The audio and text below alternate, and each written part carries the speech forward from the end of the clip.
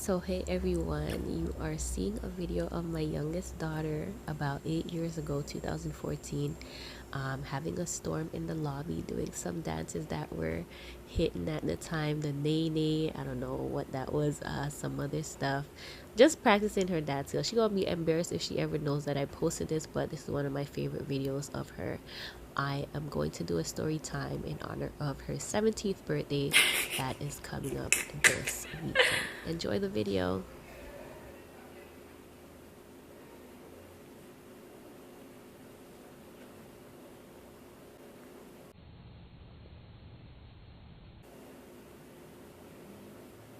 So, the story time is I allowed my youngest to go to one of her closest friends' birthday parties. They've been friends since kindergarten. She went to this birthday party.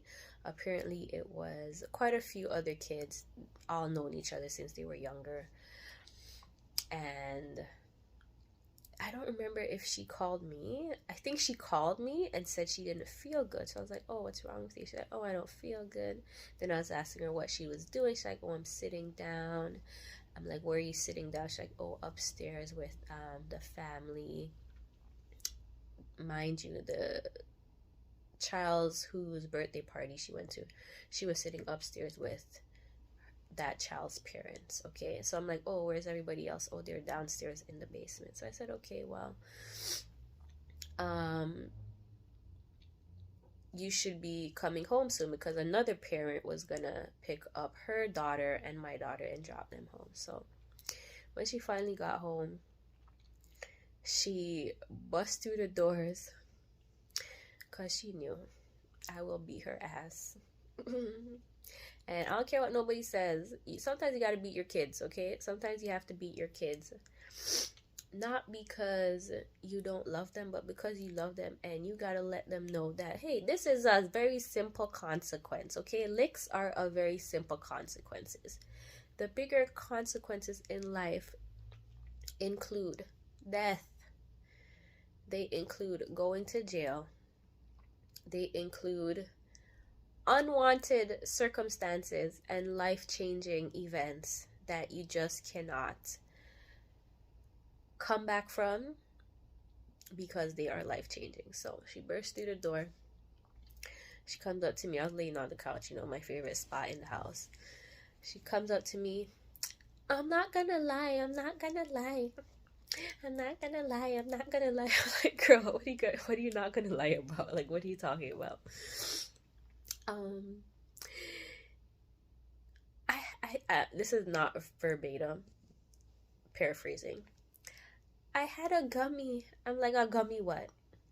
I had a gummy at the house, and I'm not gonna lie. I'm not gonna lie. So I said, gummy what?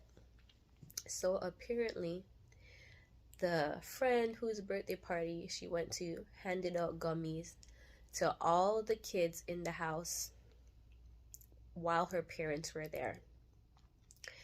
And I was upset, but she was crying. She already knew. She already knew. She was about to get it, okay? So I actually found it kind of funny. I don't know why I found it kind of funny, because I have spoken to my kids about drugs, about taking candies from people, sharing food with people, just because at the time I was very aware, having taken my social work classes, um, and some of the things that we learned, I was very aware of the fentanyl epidemic that was going on. I remember when it first came to Canada, it was happening out west. Is that west? Yeah, out west in British Columbia. And then it slowly migrated its way into Ontario, where I live. So I was very aware of that. And that started maybe 8 years ago. Okay, now it's a way bigger thing now than it was back then, unfortunately, but I was aware. So that's why while they were younger, I would kept telling them, don't share any candies with people. Then lo and behold, marijuana became legal, and they had it in the cookies, they had it in the candies, a lot of things that were very enticing to children. So I was very adamant with them about sharing food with people, and I told them straight up, because don't share food with people because there could be drugs in it and it could kill you. Okay, I didn't sugarcoat nothing. I didn't mince my words. It could kill you. Don't share food with people. Don't share candy with people. So back to the story.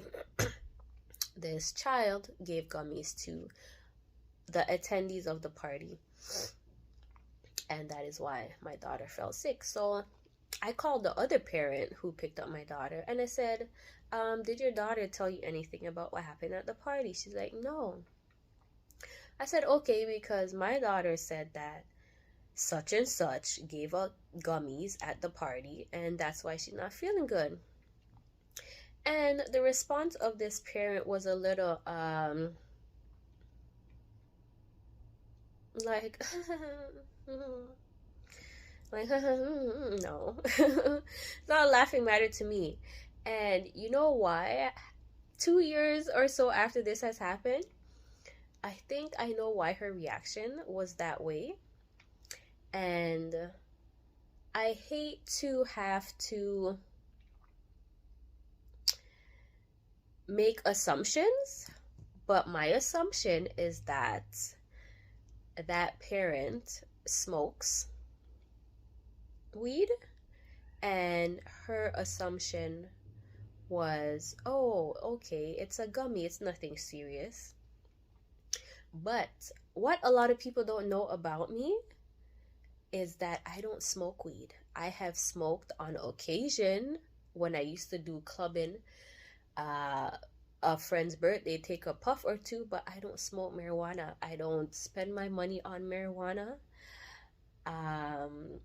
I've had exes that smoke marijuana, and ain't nobody ever smoked marijuana in my house. You better take your ass on the balcony.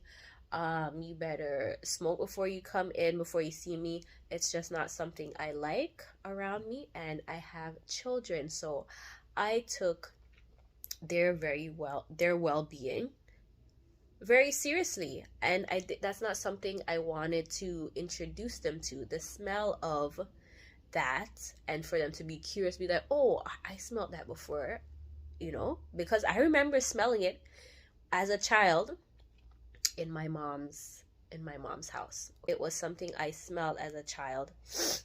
So when I became a teenager, I was like, oh, that's what that was. But I never became enticed by it, wanting to do it. So anywho,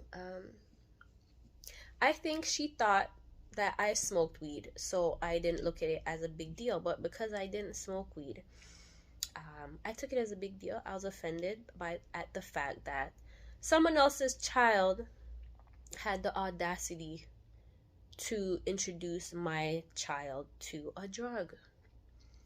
And you know what I told my daughter? And I actually told the other parent, I said, I don't want my daughter hanging around with such and such anymore. And they were like this. Her daughter, my daughter, and the one that gave everyone the gummy were like this. Okay? Thick as thieves. Now, they're not as close, and I'm okay with that. If I have to come between a friendship or a relationship to preserve my child, I have no issues. I have no issues. I will go to the ends of the earth to protect my two daughters. Okay? Why? Because growing up, I felt like I wasn't protected, and such how my life ended up how it did in the earlier parts. But I will do another story time on that. Now, did I give my daughter any consequences? I'm not sure that I did. I feel like I may have grounded her, but I do know that I definitely made her write me a research paper on the drug fentanyl, because I needed her to understand the severity of what she just experienced. I don't know who bought those gummies for that child. She does have an older sister, so it could have been an older sister, it could have been a family member, but God forbid she had gotten it from some custy, as we would call them on the street, things could have been a lot worse. And it would have been hell and brimstone for that family, because I would not stop until my soul was satisfied. Okay? I would not stop. Okay? That's all I'm gonna say. But in terms of consequences, I let her do some research on the drug, and I actually shared this with the other parent, and she laughed it off. I'm like, you know what? If you want to laugh at other people giving your children drugs, then you laugh about that. But years down the road, when they encounter worse circumstances, hopefully not related to drugs, but blame yourself. Okay, don't blame nobody else but yourself. But anywho, back to my own child. I made her write a research paper on the drug, and then the one lesson I told her that night, which I wanted her to understand very clearly from a very young age. I said to her, nobody on the planet, or nobody in this world, is going to love you more than me. Okay? And I wanted her to understand that, because in me telling her things, in me trying to prepare her for the world, giving her advice, it's because I know what is out there, and I know some of the things that she's going to encounter, being beautiful, smart, and black. Okay? I said, no one in this world is going to love you more than me. And when I tell you something, I need you to listen. And that was that.